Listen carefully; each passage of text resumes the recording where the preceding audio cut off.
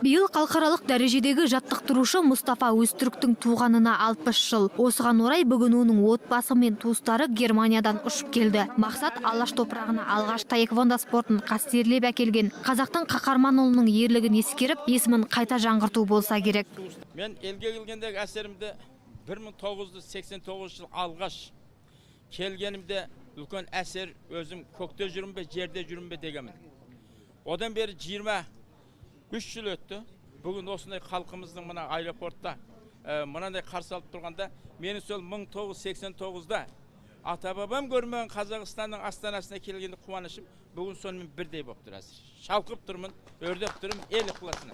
Бүгінде Мұстафа жолын қадір тұтып, таэквондо спортында жеңіске жеткен қазақ көп. Бұл жетістікке Мұстафаның да еңбегі бар екенін есіне алған спортшының жары Нұрила Кабен бүгін ерекше толғаныста болды. Азаматын еске алып, сағынышты естеліктерімен бөлісті. Келіп осы Алматыда жүргеніме өте қуаныштамын.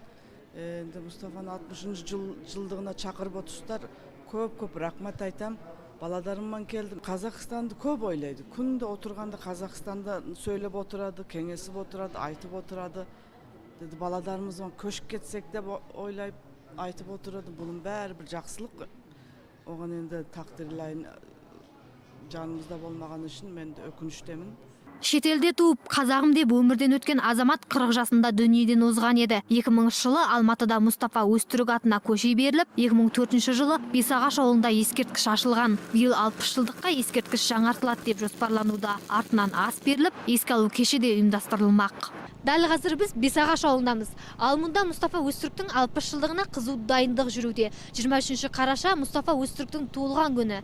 Дәл осы күні мына жерде жаңа ескерткіш ашылмақ. Ақбота Мұсабекқызы, Юрий Проводин, Қазақ Ньюс, Алматы.